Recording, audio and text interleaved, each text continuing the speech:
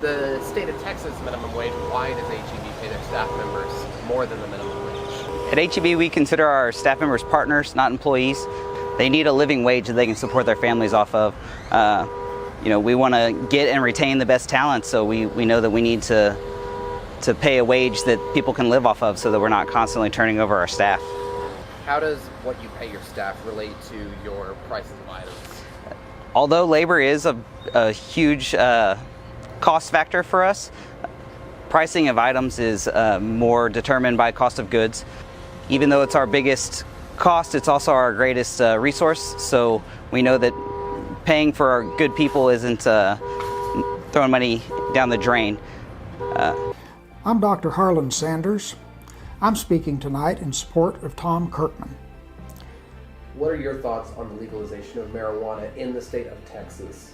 I'm in favor of full legalization of marijuana in the state of Texas because with the advent of legalization in so many other states, it seems just unreasonable to ask our law enforcement to still be able to deal with marijuana as a criminal issue when in so many other states and adjoining states to Texas, it is fully legal for both medicinal and recreational use. I think if we legalized marijuana in Texas, it would add another significant tax source of revenue for our state, and it would be very beneficial for many uses in our state. Please state your name. Peggy. Are you a mom, Peggy? Yes. Do you own a gun? Yes, I do. Why do you own a gun? For the safety, my personal safety, safety of my home and my children.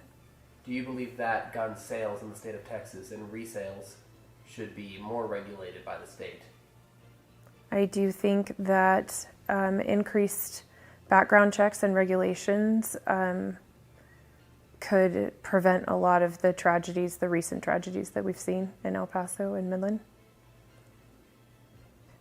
I'm very thankful that we haven't had school tragedies so much in Texas like we hear about in other parts of the nation. I hope that we have our state gun laws to thank for that, and the laws that exist in our school systems as far as having armed individuals on campuses. State your name. Clara. Hi, Clara. Where do you live? McAllen, Texas. What do you believe the current status of our national border security is? I think it doesn't exist. What do you think? How do you think we should be treating the people who come across the border seeking asylum? Kind of depends on who they are, where they're from, why they're trying to cross. I don't think everyone coming across should be treated immediately like someone breaking the law, like a criminal. Too many of them are there because they need some kind of help stopping drugs or illegal arms or anything like that from coming across the border. Of course, I'm against that. I mean, they should do everything they could. I have no patience where drug use is concerned, the misuse of drugs even. It too easily destroys lives, not just the person using the drugs, but quite often family members or friends or someone else that they have contact with. It's a horrible situation. So yeah, I'm very much for law enforcement doing what they can to stop illegal drugs or arms coming across the border. But when it comes to people, they're human beings. They should be treated as such. Basically, that's what our country was built on, those beliefs. And you can't just turn your back on these people. At least you shouldn't. The nation shouldn't, en masse, turn their back on them. I think initially it's not going to have that big of an impact. I think in the long run, I think it's needed, but initially I think it's going to be a little bit more of a novelty because it's not going to take a huge amount of, or have a huge impact on, the trips between the major metropolitan areas within Texas. But I think now is the time to do it because the cost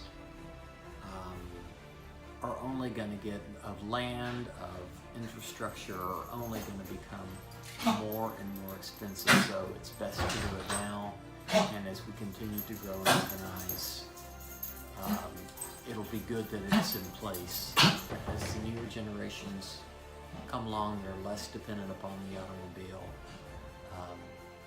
Its usage will continue to increase, and at some point in time, I'm not sure it will ever become economically viable, but it'll become less. It'll require less public subsidy. You know what it's going to do is it's kind of competing with the regional air traffic between Houston and Dallas. Not so much. I think what it is going to do with some of the stations that they're looking at, I think in the Bryan College Station area, there in Runs Prairie, and I think maybe in the Clean Temple area, you know that there's going to be a great deal of college students who use it to come to this area, and I think to serve for military purposes in Clean Temple, the military bases there. So it'll get ridership from that standpoint, and who knows? I think it's a good idea. Now's the time to do it by virtue of the cost, because it's only going to become more expensive, and we know that's the future. So let's move forward with it. These are real stories from real Texans just like you and me. You'll have to excuse my attire and the unconventional filming, as I'm currently traveling across Texas, experiencing more and learning more about these issues that face us every day. Texas is a vast state, and there are a lot of people who live here, so it is difficult for the government to adapt as quickly as it needs to the constantly growing state. These are issues that should have been brought up a long time ago, but these will be focused on more and more in my campaign, and even more after that, after I get elected, when I can finally start putting forward real policies that affect real people and make real change, so that you and me and everybody else in Texas, whether they're new or have lived here their entire lives, can have a better, safer tomorrow for us and our children.